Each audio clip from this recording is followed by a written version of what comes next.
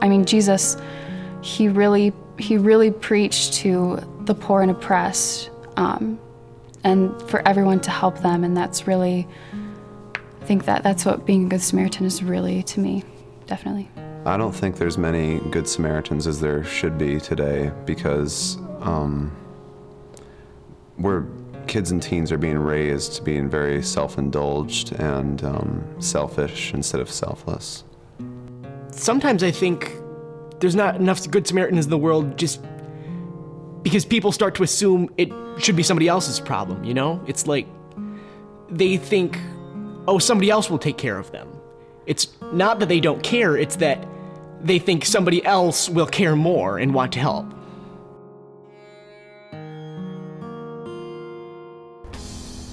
Jesus tells a story in the scriptures about a guy who's referred to as the Good Samaritan. Maybe you've heard the story.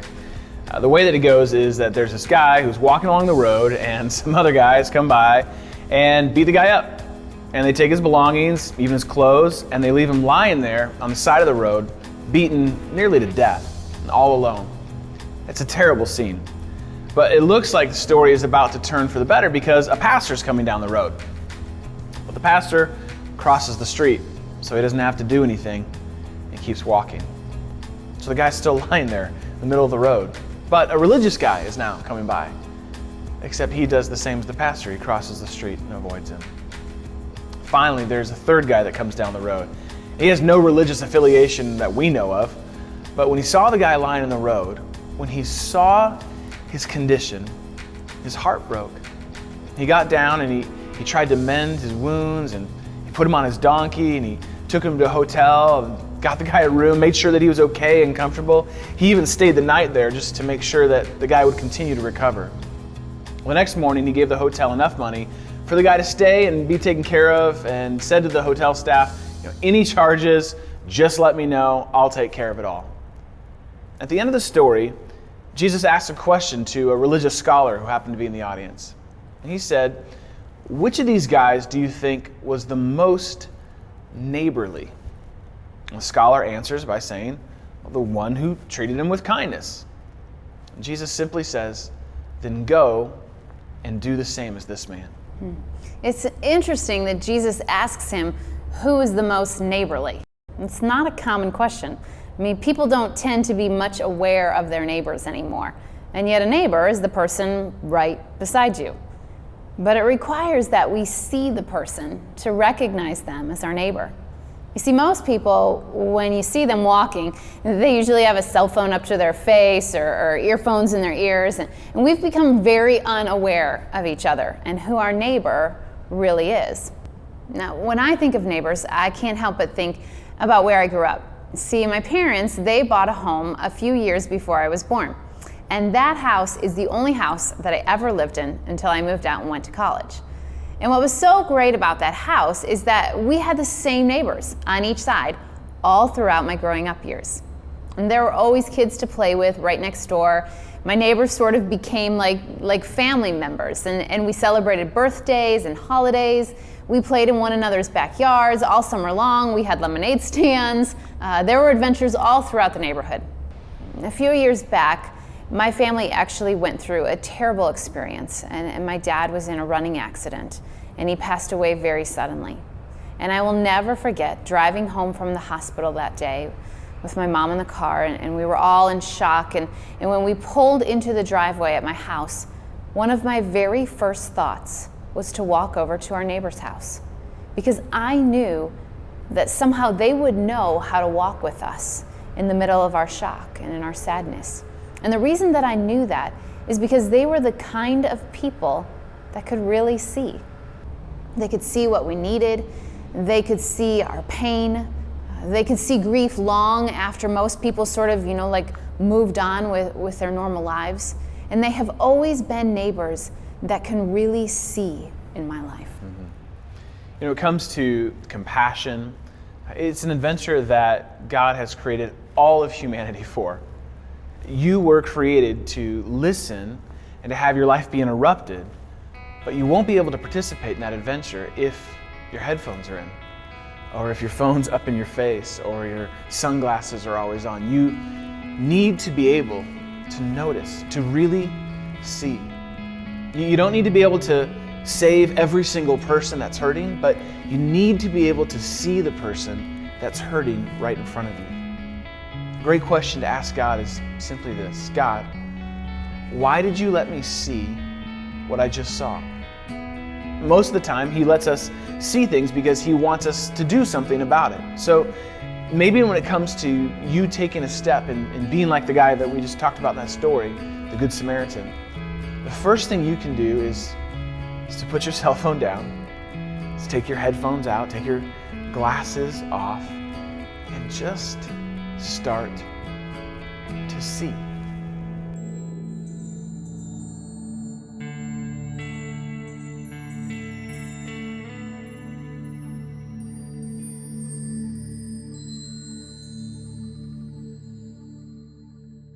The first thing I notice about this story is that Jesus doesn't answer the man's questions.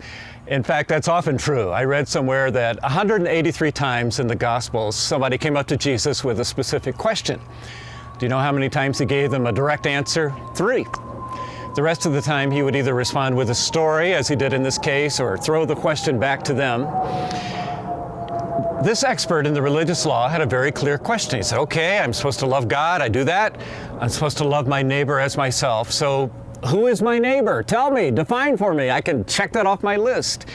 And I am sure that He expected Jesus to say, well, your neighbor would be other Jews or people who live around you, those people out there. Jesus doesn't do that. He tells a story, and in the story, He makes the point that your neighbor is not a group out there that you can just check off. You become the neighbor. You're the one who becomes the neighbor to a person in human need. What I like about that is that it gives a place for every one of us. There are some people who are called to care about AIDS orphans in Africa. There are other people involved in prison ministries. There are some who go to nursing homes. There are some who just stay at home and take care of another family member. But in each of these ways, we can respond as Jesus told in this story. We can become a neighbor to the person in need.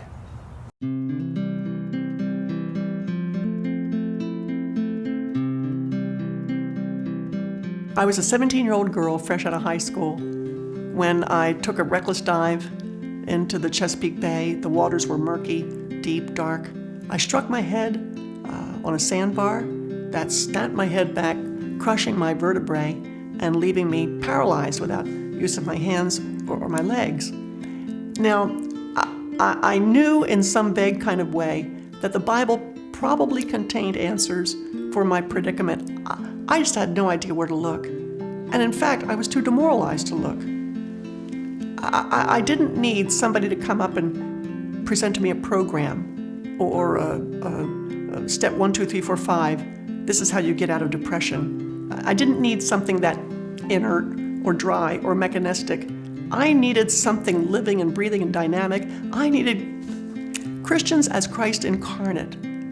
Because I was that wounded man by the side of the road. I needed a Good Samaritan who was interested in transformational ministry. It was interested in redeeming my life from the pit and getting me looking at life, sitting up, face forward, and hopeful.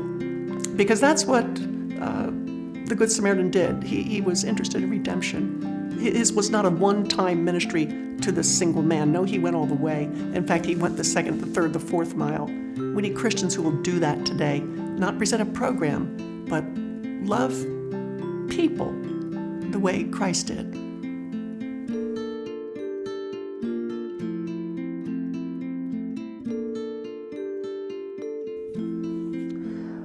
Well, I always say,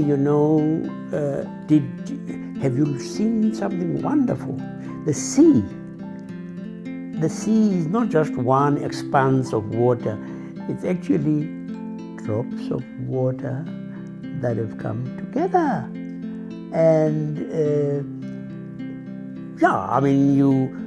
we're not expecting you to say feed everybody, but you can feed. You can feed one person, you can feed 2 people, or you can make available to organizations the ability to do that on your behalf. And each one of us has a role. I mean, I've usually said, do your little bit where you can, because it is those little bits that go to make the difference. We mustn't allow ourselves to be immobilized by the enormity of the problem, because, as they have said, there is only one way of eating an elephant, one piece at a time.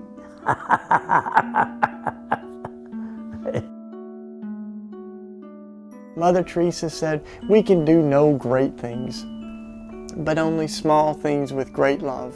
It's not how much you do, but it's how much love you put into every act. How can I, as a person, do something? So how can one person do something, but not just me, but I think bring other people together? Because, you know, we have an African proverb that say, if you go alone, you only go so far. But if we go together, we go even very far away. Jesus said in Matthew 25 that if we're faithful in the little things, He'll entrust us with big things, and then we'll enter into the joy of the Lord. You can't enter into the joy of the Lord unless you're faithful in doing what He said. I think a lot of people have a desire to help other people. We were made that way. We were made to love people with the love of Christ. But a lot of times it's intimidation. You know, what happens if I get rejected? What happens if it doesn't work? What happens if I don't know what to say? Walking by faith is scary. Walking into the unknown and the unfamiliar is scary. So there are people out there waiting for us to talk to them and love them and encourage them. If we would only, by faith, believe that and trust that God's not going to forsake us. I think the story of the Good Samaritan opened my heart to a new way of looking at the world, but then I had to move beyond that and say, what do I do? And so the first thing I started doing was just praying that God would give me the eyes of the Good Samaritan to see, you know, and give me the willingness to get up close to people in need. And then I started praying a prayer which has probably become the most significant prayer of my life, that I pray over and over again, was simply this: God, what is mine to do? Sometimes I need to hear God say, you know, I know you care about such and such issue, but you know, that's not yours to do. I have somebody else to, you know, take on that. But sometimes I need to hear God say, yes, this is yours to do. Maybe it scares you, maybe it pushes you a little bit, maybe it really stretches you more than you want to stretch, but this is yours to do. So listen to me, follow my guidance, obey me, and you will not be sorry. As I've talked with a lot of women about this, I've realized that it's often the first step. That's the hardest. You know, you want to do something, you want to get involved. Maybe you listen to something on the news and it just makes you cry, which, by the way, I think is a very important way to kind of discern God's direction, you know, in your life. What makes you cry? What do you hear about and you just can't stand the fact that exists? But then what do? I think we often think that the only thing that's worth doing is something really big, but how do we do that? And so I think it's much more important to start out with something really small. If I'm concerned about an issue, how can I learn more about it? Can I find a book to read? Is there a website I can look at? Can I get 5 friends together and talk about that and say, what do you know about that? Do you know of any organizations that, you know, respond to that? And just begin the learning process. I think that's where it has to start. And then figure out what is one step you can take to move forward. There's a quote that I keep on my desk. It's taped up onto a lamp where I see it every day, and it says this: I am only one, but I am one. I can't do everything, but I can do something. And I will not let what I cannot do interfere with what I can do. And I need to be reminded all the time, every day, that yes, I am only one, and I can't do everything, but I can do something. And you can do something, and everyone can do something. And if we all did that little something that we each can do, we could make a huge difference for God and for good and for the cause of justice in the world.